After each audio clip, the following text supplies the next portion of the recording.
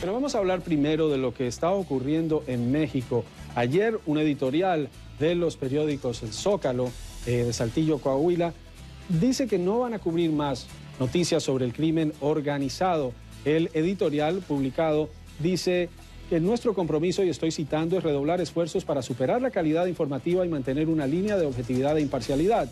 La decisión de suspender toda información relacionada con el crimen organizado se fundamenta en nuestra responsabilidad de velar por la integridad y seguridad de más de 1,000 trabajadores, sus familias y la nuestra. Dice, hacemos votos porque la auténtica paz reine pronto en nuestra querida patria. Fue el editorial de esa empresa editorial y coincidió con un evento que se llevó a cabo hoy en el Instituto Cato en Washington, que tiene que ver con el uso de las redes sociales y las tecnologías, lo que está ocurriendo en esta guerra contra los carteles de la droga en México. Y me acompañan para hablar de este evento y de la situación de la prensa en México Carla Zabludovsky, es reportera del New York Times en México. Juan Carlos Hidalgo es investigador del Instituto Cato. Muchas gracias a ambos por acompañarnos. Bueno, comencemos hablando, Carla, de lo que ocurre en México. ¿Te sorprende este editorial de Zócalo y la controversia que genera entre quienes consideran que está bien y ha recibido mucho apoyo a través de diferentes editoriales y quienes consideran que esto es un retroceso?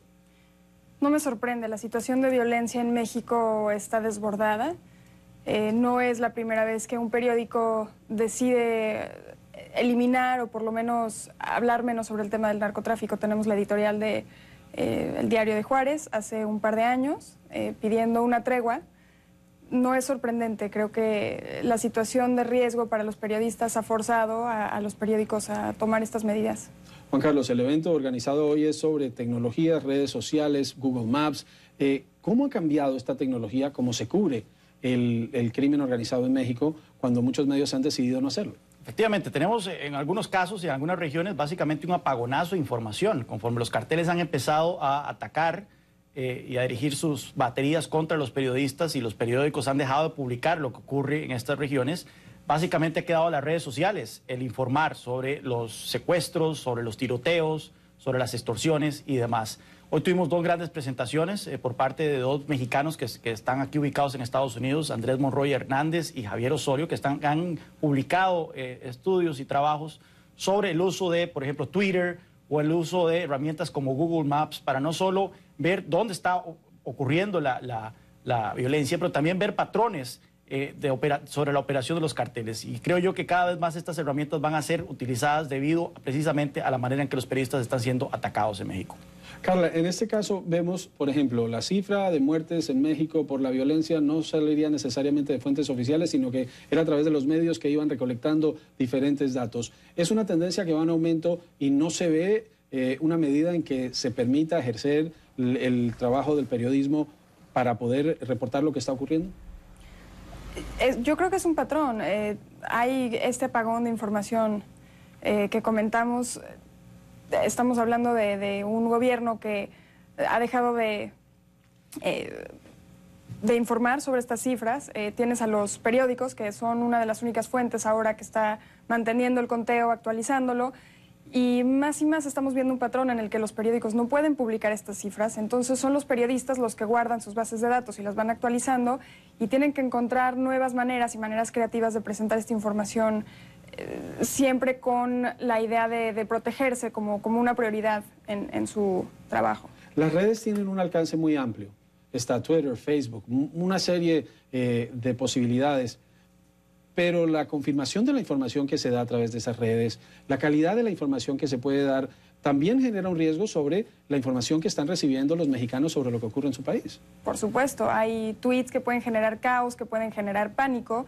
Ese es uno de los dos grandes problemas que yo veo con Twitter, que no es información verificada y a veces no es información verificable. Juan Carlos, ¿hacia dónde va? ¿Es México la excepción o este es un fenómeno que se repite en otros países? Bueno, hemos visto el papel que las redes sociales han jugado en otros eventos conflictivos, desde la Revolución Árabe hasta también eventos como en el sudeste asiático, en su momento en crisis en Indonesia y otros países, en Tailandia.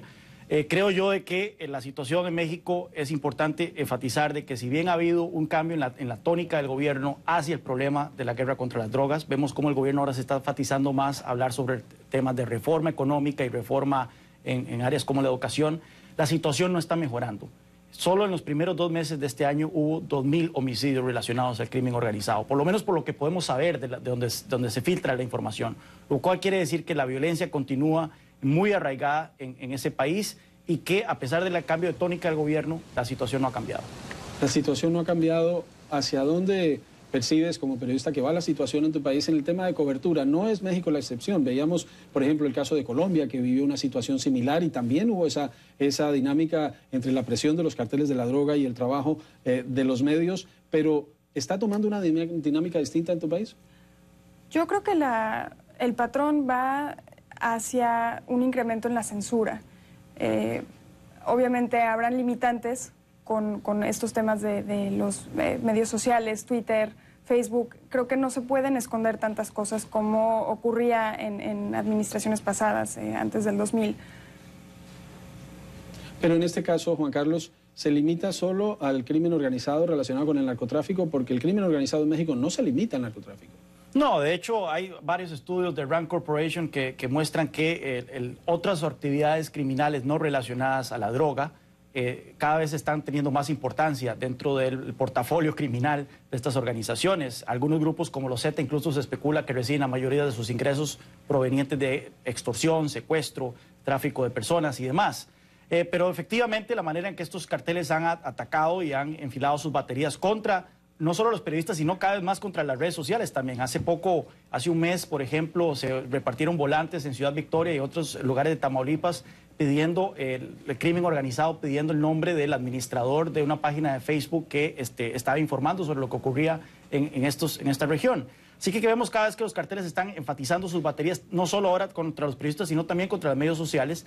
Y bueno, también hemos visto que existe una relación muy poco cómoda entre el gobierno en sí, especialmente durante la administración Calderón y los medios sociales, las redes sociales, porque en su momento también se especulaba o se temía de que el gobierno quisiese censurar las redes sociales para evitar para tratar de calmar esta sensación de inseguridad que estaban creando.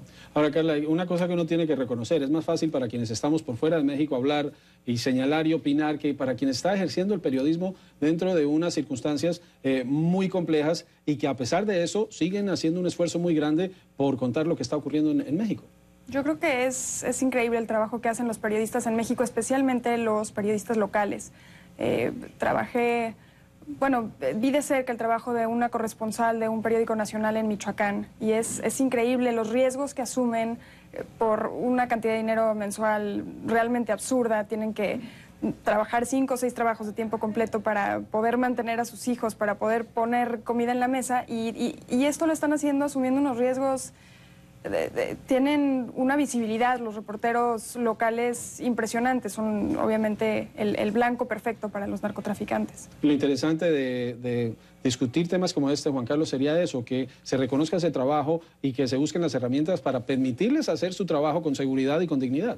Efectivamente, yo creo que es una tragedia lo que estamos viendo en México, se ha convertido en el país más peligroso para ser un periodista en el mundo. Y esperemos de que efectivamente esta violencia se calme, pero si vemos las primeras señales de esta administración Peña Nieto, vemos que efectivamente hay un cambio, por lo menos en el discurso, pero en la estrategia para combatir los carteles y en el nivel de violencia sigue siendo el mismo. ¿Cómo es comunicar esa realidad a un medio de Estados Unidos? Tú eres reportera del New York Times, pero estás en México, eres una periodista que trabaja. ¿Se entiende en Estados Unidos la situación por la que pasa el periodismo de México y se entiende a la hora de recibir lo que llega de despacho? Intentamos darle un giro a las noticias que obviamente interese a un público americano que tiene otras prioridades, que tiene sus propias elecciones que vimos hace unos meses, que tiene sus propios problemas, pero creo que dado nuestro público es un reto generar interés y bueno, a eso nos dedicamos. Muchas gracias, Carla. Carla Zabludovsky, reportera del New York Times, basada en México. Juan Carlos Hidalgo, del Instituto Queiro. Muchas gracias a ambos por acompañarnos en directo.